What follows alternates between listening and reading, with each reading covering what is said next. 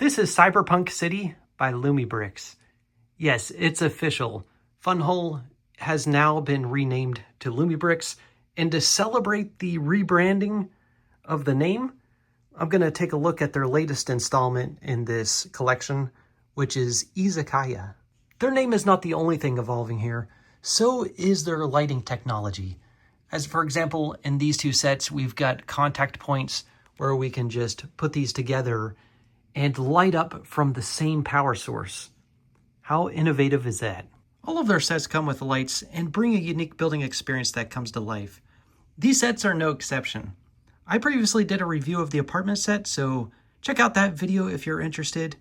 But in this video, I'm going to focus on their newest installment, Izakaya. After taking a close look, I'll give you a demonstration of how this set interacts with apartments.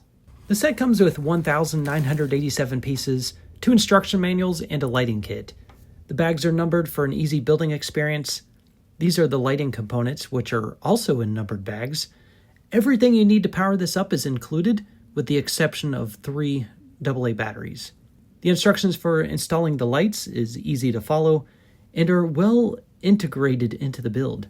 There was one problem, however, I encountered early on where I couldn't stretch the wire attached to the stud, so I ended up having to remove a lot of plates from the base to see what was holding it back. It appears there was one too many cable management 1x2 plates that was causing the problem, but once I removed that, the problem was fixed. Other than that, the building experience was a good one. The battery box placement is nice and tidy, how it connects to the back of the set. The wiring is well concealed throughout the build. Like I said, it's very well incorporated, except for, obviously, the USB connection here. The cable definitely didn't have to be this long. The footprint of this build is 32 by 32 studs, and it all sits on some black plates, which when I slide across my table create a lot of scuff marks, because I clean my table before every video, but whenever I move this around, it scuffs it up. There's a lot of ways to interact with this set, and I'll show you all of those. But in general, I just like the balance of technology and old world Japanese architecture. All the decorations are done with prints. They're all very nice prints. And wherever there should be lighting, there is, and then some. There are 6 figures included, and I scattered them around the set so you can get a sense of scale. Each of the figs have names and backstories as described in the manual. For example, the smiling service robot is actually a cold-blooded bounty hunter. I'll give you a general layout of the land. Rising up from the concrete, we've got a 2-story building over here. The first floor is the Izakaya itself. Second floor is the Japanese-style meeting room. Then there's a roof, but no figure access up there. Got a takoyaki stand over here, and a ramen noodle vending machine there, as well as some seating back there. I'm going to focus my attention to the main structure first. And to get better viewing access, you can actually detach this takoyaki. This portion of the build was being fed with electricity through this contact point here and pinned together by these 3 pins. Now, I'm not going to point out every detail as there's a lot going on, but I'll just let your eyes wander about. But let me direct you to this roof because that's a really cool build with the binocular pieces, light shining down on these trans orange pieces. Now these light bars right there and here are like rubber material where the LEDs are inside the rubber material.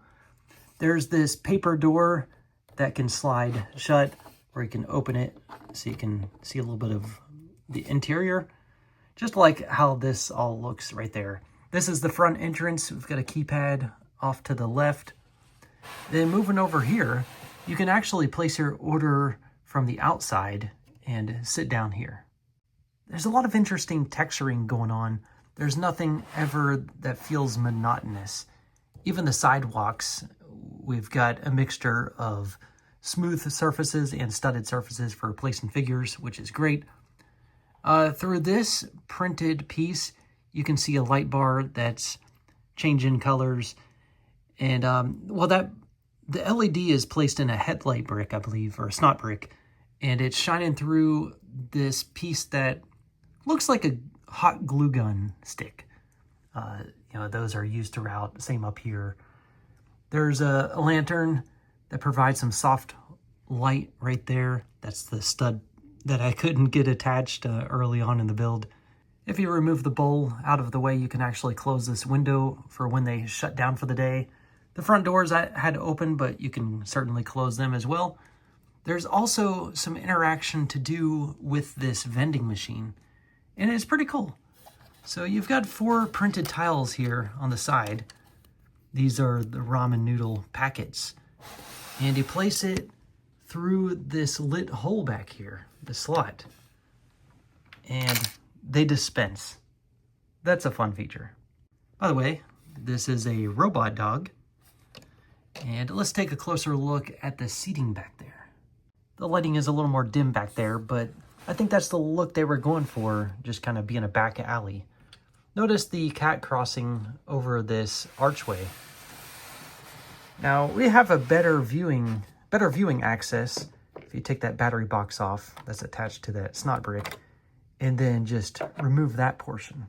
You can see there's seating for 1. Looks like we've got a bowl of noodles there, and a little robot helping out. There are 4 of these black crows in the set. Here's a reference to the apartment set, where that Cyberdog is part of that set. Now over here, this is the door to access the kitchen of the Izakaya. But for us to access, we can just remove this wall. It's not attached to any studs, but it's just kind of held it into place, kind of squeezed into place. And there's our kitchen. The chef is cutting some salmon, which is another printed element. I like the silver painted windows on their sides to be like a serving window. And we'll just put this back into place. There's the detail on the inside that's behind the chef. Yeah, just like how that fits snugly into place, but not connected to any studs. Here's a little working lift to get up to the 2nd story, which we'll look at in just a moment. Over here, maybe some electrical work right there. I like all of the texturing on the side, once again.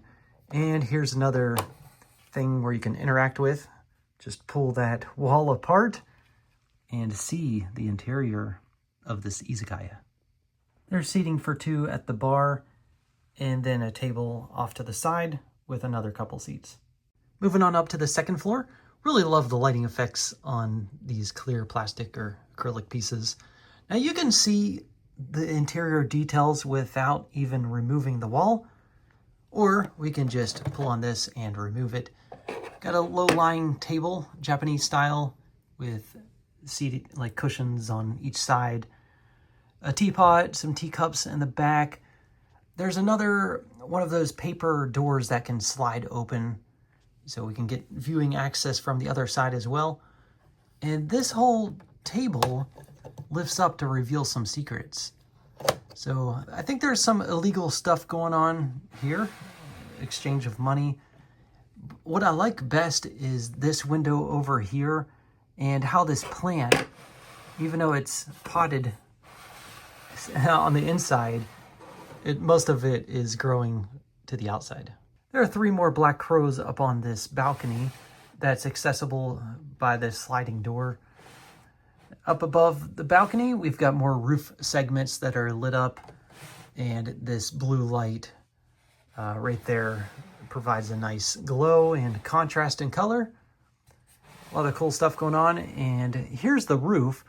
I don't know exactly what this represents. Maybe it's some kind of power source.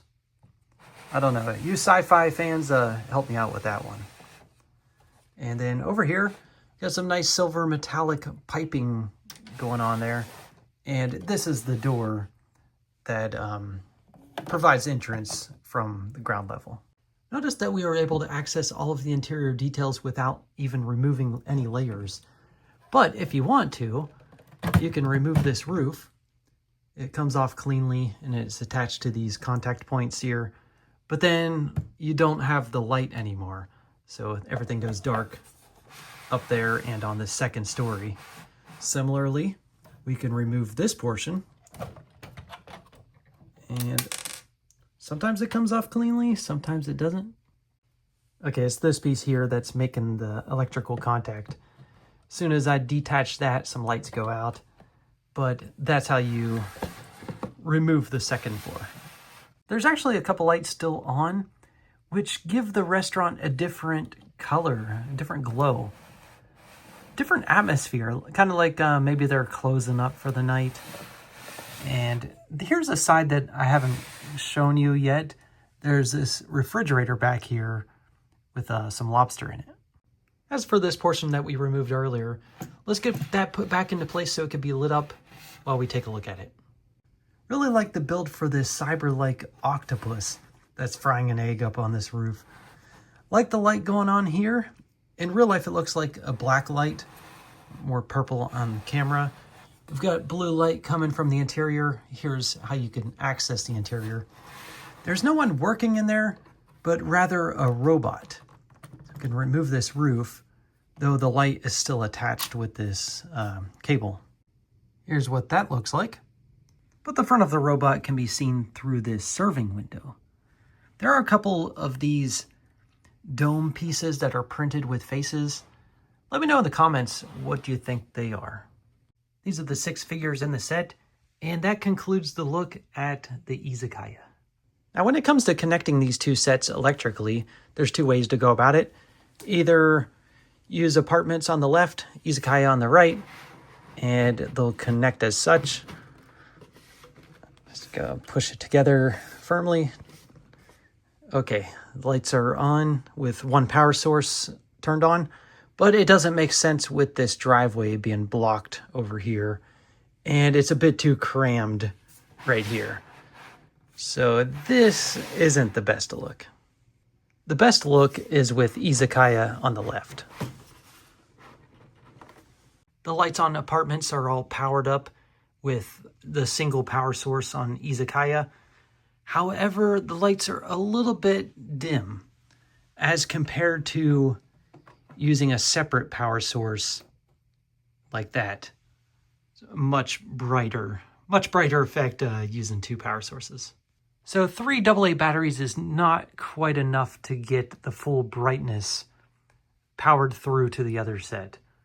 However, this layout looks amazing. There's the missing Cyberdog. Really like what LUMIBRICKS is doing with this Cyberpunk NeonCity. Can't wait to see their next installment. To wrap up this video, I'm going to give you my final thoughts on Izakaya. The set retails for $130 US on LumiBricks.com and on Amazon. Great value for the piece count and considering the elaborate lighting kit. Every decoration is printed. There's a lot of interactive details. Great viewing access without taking the set apart. Is very appealing in appearance in general. Great standalone set and also great to pair up with apartments. The characters and storytelling are great, and any cons that I have are moot points in comparison. The only real major con that I have is with the figure design, especially the difficulty in holding items in their hands. Well, that wraps up my review. Thanks for watching. Great job, LumiBricks.